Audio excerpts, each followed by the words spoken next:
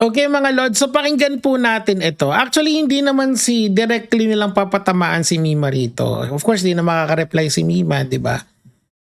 Pero ang pangit lang talaga sa panlasa ng mga sinabi nitong si Jay Guevara. Jay Guevara, hindi naman ako galit sa'yo, brother. Pero puta, wag naman ganito, di ba? Kasi ano na to hindi lang to below the belt eh.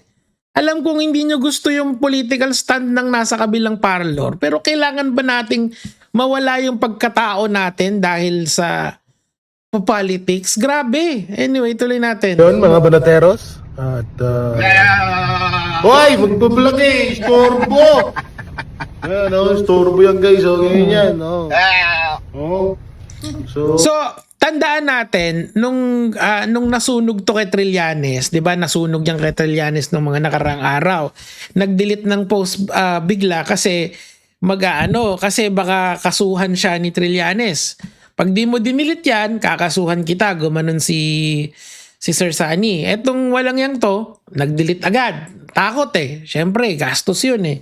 Magkano lang ba sinasahod niya dun sa pag-a-anchor niya? Kasi etong tao na to, bukod sa hindi niya alam yung salitang huge na description para sa kanya, sa akin din naman, pero mas applicable sa kanya, maraming sinasabing hindi kaaya-aya sa kapwa niya. Okay lang sana kung makakapalag yung tao eh. Kaso wala na eh. Babanatan mo pa ng ganyan. Di ka ba nandidiri sa ginagawa mo? Di ka nakakagwapuhan, ganyan pa yung pananalita mo. Tuloy natin. ano lang ako, nangihinayang lang ako dun sa pinaretoking, pinaretoking ilong, pilik mata, tapos pinaretoking na panga. Hindi man lang napakinabangan ng ilang taon. Pause natin. Pause dyan, di ba? Mag-toothbrush ka naman, idol. Ang dilaw ng ipin mo eh. Hindi, totoo naman. Madilaw naman talaga sa pananaw ko. Usually kasi kapag gaganyan, coffee stains yan or yung tartar na tinatawag, di ba? So mukhang nakalimutan niya mag-toothbrush. Pero yung description na yan kasi, kay Mima yan. Kasi si Mima Alicia, matagal na kasi siya na nagpo-political vlogging. Siyempre, nung kumikita na siya sa negosyo niya, tsaka sa pagva-vlog niya, siyempre, nagkaroon siya ng self-improvement na tinatawag. Ngayon, ayoko naman etong discussion natin mag-devolve sa katarantaduhan nitong tao na to. Gusto ko kayong at least ay bigyan ng konting karunungan. Meron kasi, alam niyo naman siguro yung favorite na triangle ko, yung lagi kong dinidiscuss sa inyo, yung Maslow Hierarchy of Needs. Sa Hierarchy of Needs kasi, kung settled ka na dun sa unang mga levels, pwede ka na mag-seek ng higher purpose sa buhay mo. Kung secure ka na sa bahay mo, secure ka na sa pagkain mo, secured ka na sa family and love mo, siguro iba naman yung iintindihin mo. Depende yung pag-scale up mo dun sa triangle ni Maslow na yon. Kung ano yung kailangan mo. Kung feel mo okay na sa'yo tong living conditions na to, pwede kang umakyat ulit dun sa ibang levels. Pero ano yung pinapoint out ko doon? Si Mima kasi secured na yung buhay niya. Eto, this is nakakwentuhan ko siya.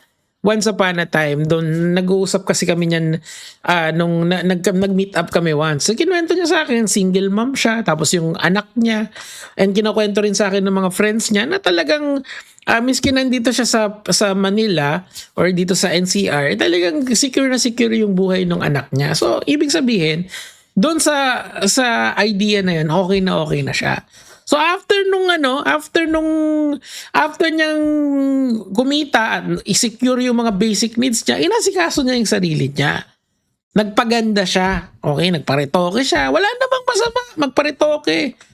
Wala namang masama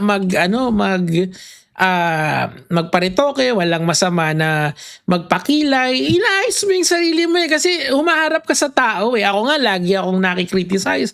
Nico, ang dami mo nang kinikita sa YouTube mo or sa social media mo. Bakit hindi ka, sakto lang kasi kung tao. Ako yung pinaka simpleng tao na makikilala nyo. Kaya hindi ako masyadong particular sa itsura nyo. At saka karamihan kasi sa inyo, hindi naman nakatingin sa mukha ko eh. Nakikinig kayo sa akin. Yung sinasabi ko yung importante, dapat yun yung may substance. So pero si Mima iba kasi, babae kasi siya eh. So may pagka yung vanity, yung aesthetic sa kanya, importante. Tapos babanatan mo doon, putang ina mo, napakapangit mo na nga, ganyan ka pa magsasalita. Pasensya na po, napapamura ako kasi umiiwas na talaga ako mag bad words eh. Kumbaga tapos na yung disking versus debunker era eh. Nasa bagong era na tayo na sana etong tinatahak nating daan mapunta tayo sa maayos na itaas natin yung diskurso.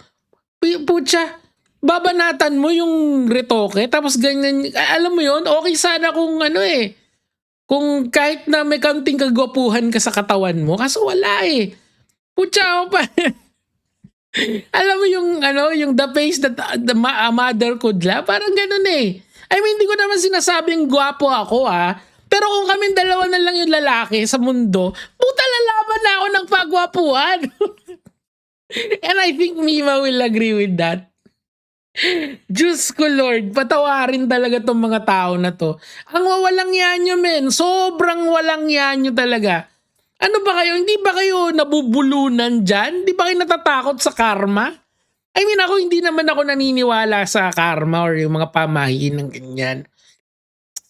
Pero naniniwala ako dun sa decency na tinatawag. Nawawala na kasi yung humanity natin dahil magkaiba tayo ng political color. Bakit ganun? Hindi ba pwede kayo mag-disagree lang sa akin? Bukas naman yung comment section ko, di murahin nyo ako. Mag-follow kayo dun sa Facebook account ko. Tapos, after 24 hours, sabihin nyo lahat ng masama sa akin. Okay lang yun. Pero, para patulan mo yung pumanaw na, ngayon mo babanatan ng ganyan, diba, pinabagayan mo yung itsura mo sa sinasabi mo eh. Hindi ka na nga gwapo. Di pa maganda yung sinasabi mo. Dapat dahan-dahan lang. Utang ina. Men, sobra talaga. Like ako, nung una kong napanood to, diring-diri ako eh. Hindi sa pagmumukha niya Pasensya na kayo doon sa mga tumitingin dito. Sabi ko sa inyo eh, mag-ano na lang kayo eh, mag-audio na lang kayo eh. Babaan nyo yung bitrate, tapos sabay i-data saver nyo, tapos makinig na lang kayo. Puta, grabe men, like alam mo yung salitang walang hiya, sobrang applicable sa kanila. Pwede naman tayo magkaroon ng maayos na diskurso. Yan, sinasabi ko yan sa kanila. Yan, ako pa nga yung pupunta sa SMNI eh. 'Di ba? Si Sir Jack, ang daming sinasabi sa akin yan. Yung mga Boy Panghe, Arinola. Tapos pag hinamon mo naman ng maayos na diskurso, ayaw.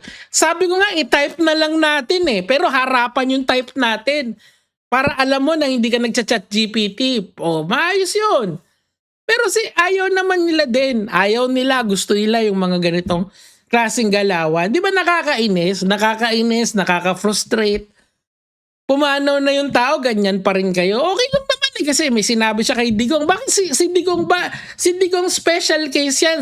Si Sara Duterte, special case yan. Nasa mataas na level sila ng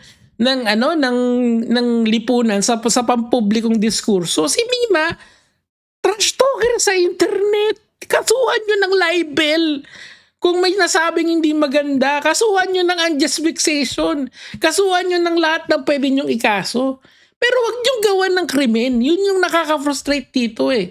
Kasi itong tao na to, bumanat pa doon sa hindi makakalaban. Putay na pangit ka na nga, pangit pa yung ugali mo. Pinabagayan mo sobra. Tangina, magkano ka nga? Sana tinuloy ni Trillanes talaga dito eh. Alam mo ako, gagawin ko ang lahat. Makasuhan ka lang ni Trillanes. So, ay, nako. Nyo nga, i-clip nyo nga ito, tapos isend nyo kay Sir Sunny. Itong kayo na gumawa kasi wala akong oras talaga eh. Nakakagigil, nakakasama ng loob. Kaya tapos lulusot pa itong mga hinayupak na to. Si Banat Bay lang kasi yung may semblance ng utak dito sa mga tao na to. Pakinggan lang natin ha. Sa tingin mo ba, sino yun? No, hindi rin makasagot. Pero may lusot sila dyan eh. Pero lahat tayo, dun kung napanood mo na, napanood ko na itong buo na to eh. Pero gets ko naman kung sino eh. Sayang! Ang laki-laki ng ginastos, tapos Ilang buwan lang napakinabangan. Oo, dahil ano, dahil na tegi. Oo nga. 'Di ba sakto naman 'yan? Oh, 'di ba saktong-sakto naman. Kamamatay lang ni Mima tapos nagparitoke naman talaga. Umaamin naman siya eh. Yung buhay ni Mima kasi, yung success niya, yung failures niya, nasa internet lahat yan. Sinasabihan nga namin yan, si Melo lalo, laging sinasabihan yan. Huwag kang magpo-post. Kasi may mga ganitong klaseng ulupong eh. Yung mga dregs of human society, Diyos ko Lord. Ay nako, alam mo, it's one thing talaga na dumaw daw ka dito sa political vlogging sphere. Kasi siguro in time, malalaman nyo lahat ng alam ko or siguro magsusulat na lang ako ng libro or ng ng journal ko about dito na just in case. Pero it's so frustrating to see mga lods na umabot tayo sa ganito kababaw na diskurso na pati yung patay, babanatan mo ng trash talk na ganyan. Hindi na makakalaban yan, J. Guevara. Pangit ka na nga, pangit pa yung ugali mo. Ibang klase. The next level play. Sige na po, baka kung ano pa yung masabi ko, high blood ako. Gege mga lods. May maintenance ako, hindi ako maunawang ulol kayo.